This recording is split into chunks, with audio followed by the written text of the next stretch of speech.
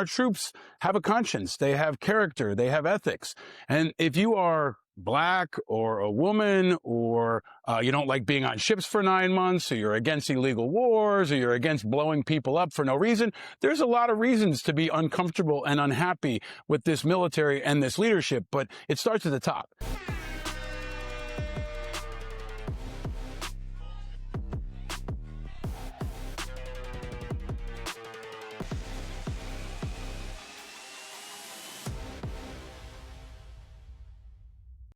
Welcome to Independent Americans. Welcome to another special summer episode to help take you through these dog days of August. I'm your host, Paul Rieckhoff. On this show, we have talked about Pete Hegseth before he was acting Secretary of Culture War. Before he was nominated, once he was nominated, after he was confirmed in the early days, I warned that he would be a culture warrior. He wouldn't be focused on our national security. He'd be focused on waging a culture war on behalf of Donald Trump. And that's what he's been doing, on steroids, beyond anything most people could have comprehended. He's been purging our military. He's been driving out women. He's been supporting illegal wars. He's been stranding the USS Lincoln out in the middle of the sea for 9 months. He's been doing push-ups and authorizing flybys at Kid Rock's place. It's been kind of fucking crazy. And it's exactly what I expected. I mean, the details aren't what I expected, but the kind of crap I expected. I sounded the alarm early on Pete Hegseth and his radical, extreme nature. But it's had some huge downstream effects on our military. It's hollowed out our military. It's purged some of our greatest leaders. And I think it's made us weaker. So I'm going to keep focused on it. In the last couple of weeks, I feel like the mainstream media is finally waking up to the extreme nature of the damage.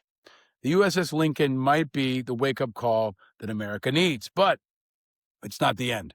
There are 2 more destroyers that are not coming home. There's new reporting about the damage that Hegseth is inflicting, and we're coming up on the 25th anniversary of 9/11.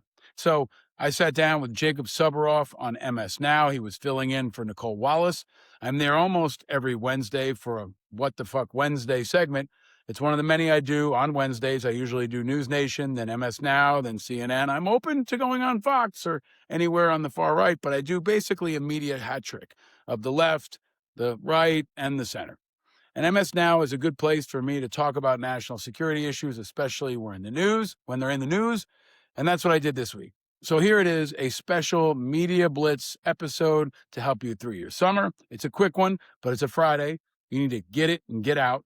Go out and enjoy the sunshine. Go out and do what you got to do to milk out these last couple of days of summer, because September is going to be nuts, especially in the areas of national security and politics, and especially as we near the most consequential midterm election ever, one that Donald Trump and Pete Hegseth do not want to have happen.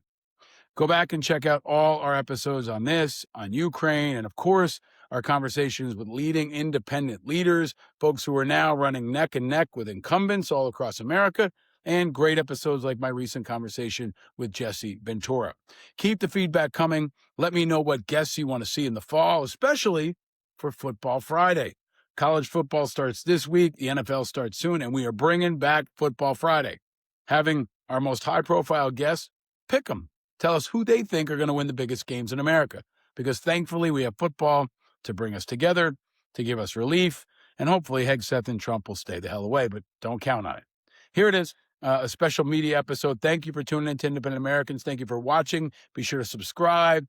Give us all the ratings. Go to independentamericans.us. And thank you most of all to our longest time supporters, our plank owners, the men and women who've been with us from the very early days, the most vigilant. We're over 600 episodes now. We're going to keep it coming, and we're going to help you stay vigilant. This episode of Independent Americans is sponsored by Kalshi. We make predictions every single day. We talk about it on this show: politics, pop culture, the economy, the biggest stories making headlines all across America and around the world. Kalshi, America's #1 prediction market platform, lets you trade those predictions in a live market. If you haven't checked it out, now is the time, especially around politics and the elections. Will Trump buy at least part of Greenland? If you think he'll do that before 2027 and you wager $100, it'll pay out $2,019.24. If you think it's going to be before January 20th, 2029, it's 17%. You can also pick whether or not you think the Republicans or the Democrats are going to win Congress. You can pick who you think the Democratic nominee will be, who the Republican nominee. It would be great to see if there's an independent nominee. There's a lot that you can wager on, but on Kalshi, you're trading against peers in a live market, meaning there's no house. And as the probability changes, you can buy in and out of your position. It's fun. And if you listen to this show, you can stay ahead of the curve. So download the Kalshi app and use the code INDEPENDENT and get up to $500 in bonus credits when you trade 25, which is pretty good.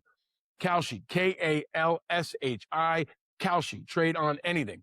18 and older, restrictions and eligibility requirements apply. Event contract trading involves risk and may not be suitable for all investors. Kalshi products are not available in all jurisdictions. Prices, values, and available markets may differ from those mentioned. For more information, see kalshi.com/regulatory. Independent Americans, now is the time. Check out Kalshi. And it's no wonder that the reporting that Priya has done over the course of the last several weeks about the mental health crises of the sailors and the airmen aboard the Lincoln has become part of the conversation around this. Paul, I want to read another interesting part of Priya's reporting about a person who runs a hotline help service to help members file as conscientious objectors. He said that unlike other times in American history when conscientious objectors were typically junior enlisted service members, many of his clients today have been in the military for more than a decade. They represent all enlisted and officer ranks up to major, and many have even attended service academies prior to their commissions. They've cited Operation Epic Fury and the attacks against drug traffickers in the southern sphere and the bombing of the Minab school in Iran in February as reasons for having a profound change in thought toward war. Well, your thoughts? You know, I challenge maybe one central part of the piece when they say that the military is rudderless. It's actually not rudderless. There is a rudder, and it's the acting Secretary of Culture War, Pete Hegseth, who is driving that rudder through the military at whatever cost is necessary to execute what he and Trump want to execute in changing the military and eventually our entire culture. I've always said that Hegseth is the tip of the spear for the change they want in America and for the world. And you're seeing it at the military. And our troops have a conscience. They have character. They have ethics.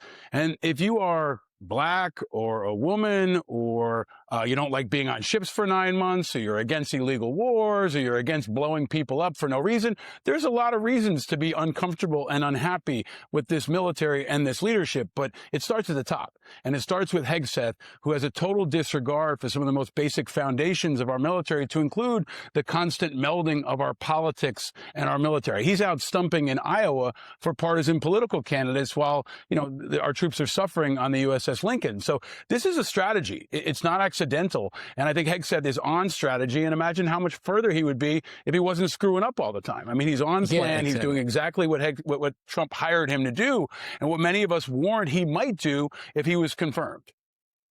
And whatever your opinion is of the President of the United States comes into play about how you're treated in this military as well. And that, Paul, ties into the really remarkable reporting from the Washington Post about what happened right before former Army Chief of Staff General Randy George was fired. This is what it said. Days before the Army's top officer was abruptly fired earlier this year, he was advised by a fellow general, now vying to replace him, to stop the military's investigation into an unauthorized helicopter flyby of musician Kid Rock's Tennessee estate. According to 3 people familiar with the matter, General Randy George, whom Defense Secretary Pete Hegseth removed as the Army Chief of Staff without explanation, felt it was important to follow typical protocol and determine whether any safety regulations had been violated during the March 28th flyby.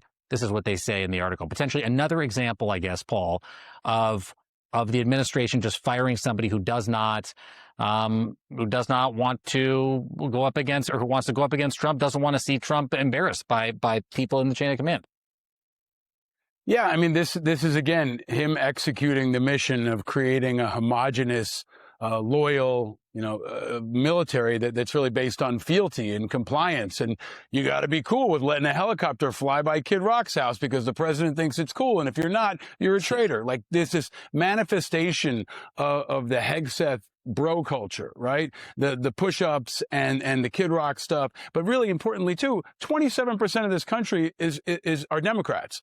Democrats don't feel welcome in this military right now. Generations of Democrats, Republicans, Independents have signed up to join this military. A lot of folks who watch this network don't feel comfortable signing up for the military because Pete Hegseth, the Fox News culture warrior, is in charge. Yes. And the manifestation of that is so damaging to our national security. It's hollowed us out so deeply that our enemies are celebrating. And by the way, they might send your kids to Iceland or Cuba or who knows where else. It's so much turbulence and so much tumult. And when it's not, it's a culture war that's based on Christianity and MAGA and testosterone and this visualization of of Hegseth's military and what it looks like.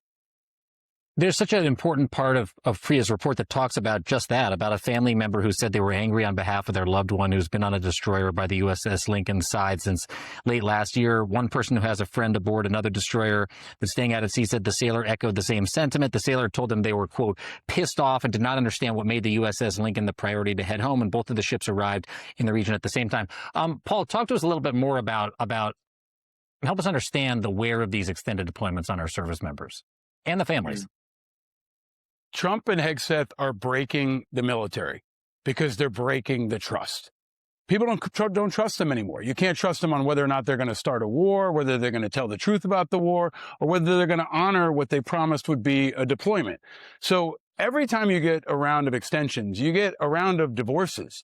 You get a round of families that are broken apart. You get a round of husbands and wives and kids who are gutted, who are disappointed. No, I'm okay. It's just really, it's devastating to the family fabric. And here's what's maybe most important.